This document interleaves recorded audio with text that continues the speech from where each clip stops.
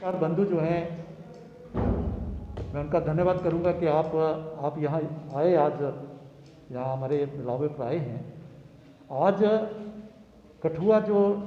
District है, इसकी हमने मीटिंग बुलाई थी भारतीय जनता पार्टी की,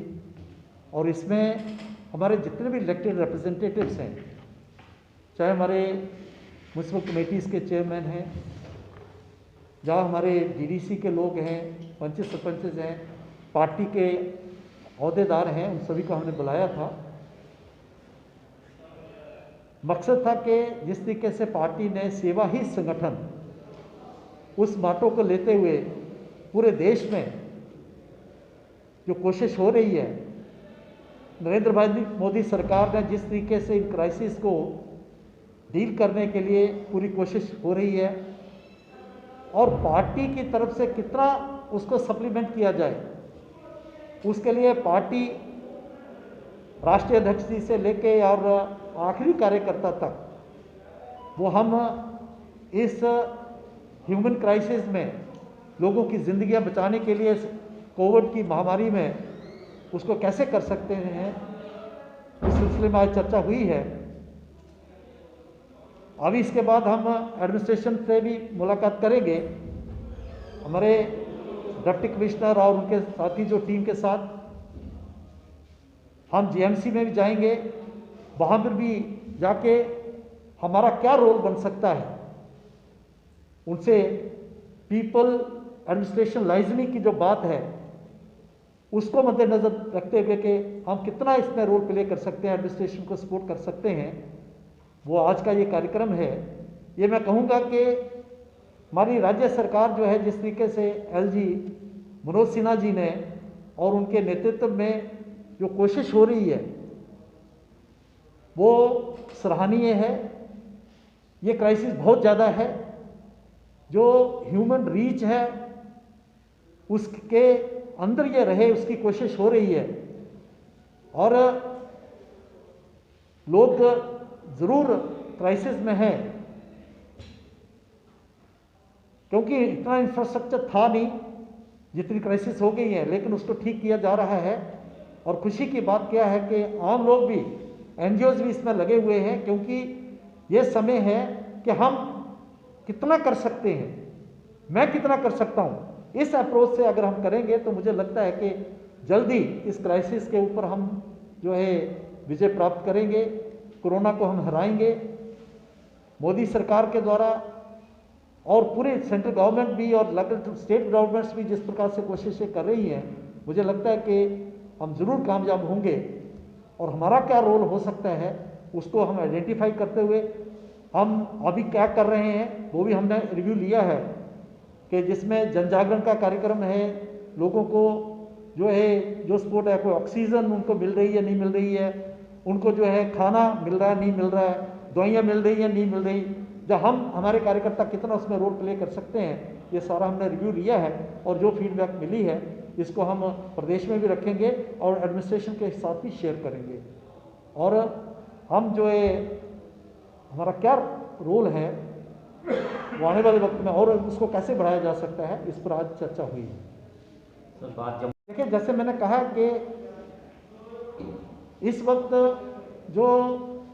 आंकड़ा है मौत का, जो पिछले बार फर्स्ट वेव में इतना नहीं था, इस पर बढ़ा है। बढ़ने का कारण ये भी है कि लापरवाही भी लोगों की तरफ से रही है, क्योंकि जिस तरीके से पिछले बार कर्फ्यू लगा, लॉकडाउन इस बार जरूर लगाया है, क्योंकि रोजी रोटी का भी चक्कर था कि मजदूर जो है वो रोजी रोटी भी कमाएगा, दुकानदार भी कमाएगा, ये भी पक्ष था। उसके बीच में लोगों को जो जिम्मेवारी से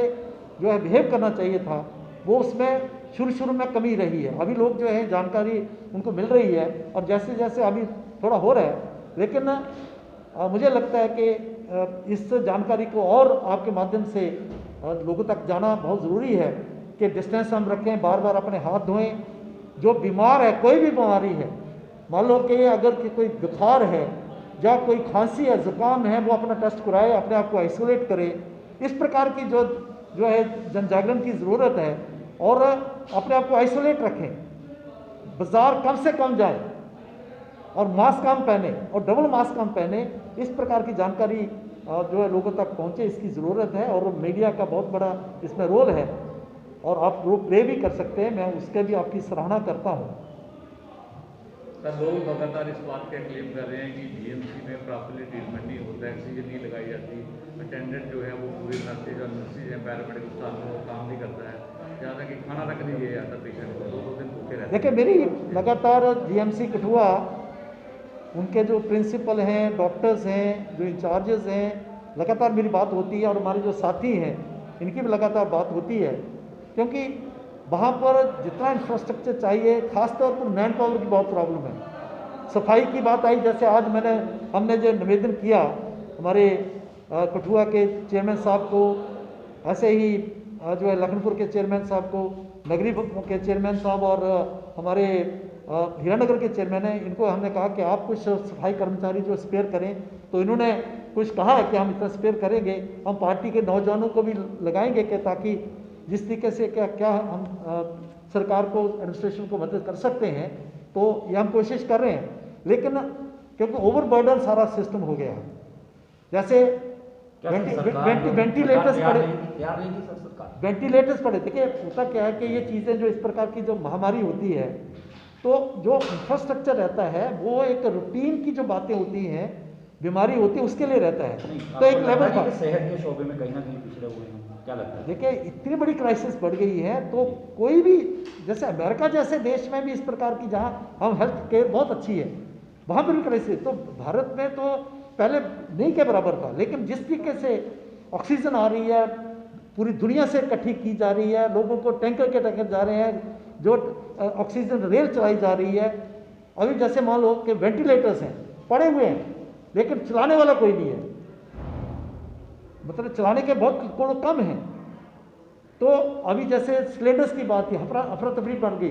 सिलेंडर में कमी नहीं थी, लेकिन लोग जो है होर्डिंग शुरू हो गई। तो ये जो सारी थी बातें, जिस तरीके का जकदम क्राइसिस आ गया, उसके कारण मुझे लगता है अभी चीज़ें जो संभल रही हैं, आने वाले वक्त में और चीज़ें संभलेंगी।